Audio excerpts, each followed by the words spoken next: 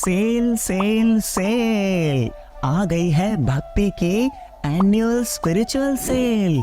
10, 20 या 50% नहीं, पूरा 99.9% ऑफ। आप सोचेंगे ये मैं ऐसी कैसी बातें कर रहा हूँ, क्योंकि आ गया है कार्तिक मास और इस मास में भक्ति करने का आपको मिलेगा 1000 गुना फल। तो हो गया ना 99.9% ऑफ।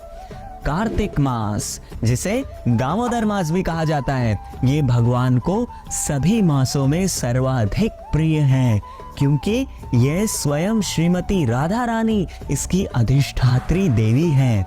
और आपको पता है भगवान की अधिकतर मनमोहक बाल लीलाएं इसी मास में हुई थी।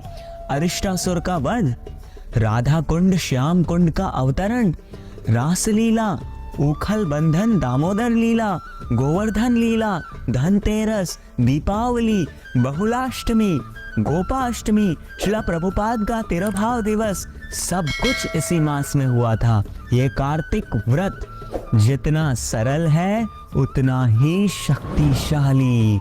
पद्म पुराण के अनुसार कार्तिक व्रत पालन करने से हमारे जन्म जन्मांतर के सभी पाप पलक झपकते ही नष्ट हो जाते हैं। तो एंड तक एकदम ध्यान से सुनिएगा, मैं आपको बताने वाला हूं 5 वो सबसे इंपॉर्टेंट चीजें जो आपको कार्तिक मास में जरूर करनी है।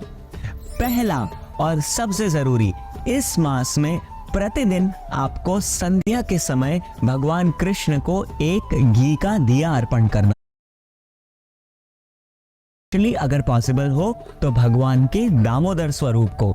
स्कंद पुराण कहती है कि ऐसा कोई पाप अस्तित्व में है ही नहीं जो कार्तिक मास में भगवान को दीप दान करने से मिट ना पाए। दूसरा, प्रतिदिन दामोदर अष्टकम का पाठ करें या फिर उसे भजन के रूप में आप गा भी सकते हैं। सत्यव्रत मुनि द्वारा रचित ये मधुर भजन गाने से भगवान की विशेष कृपा प्राप्त होती है और इसका अद्भुत मीनिंग जरूर पढ़ें। तीसरा, अपने सारे भक्तिमय कार्यों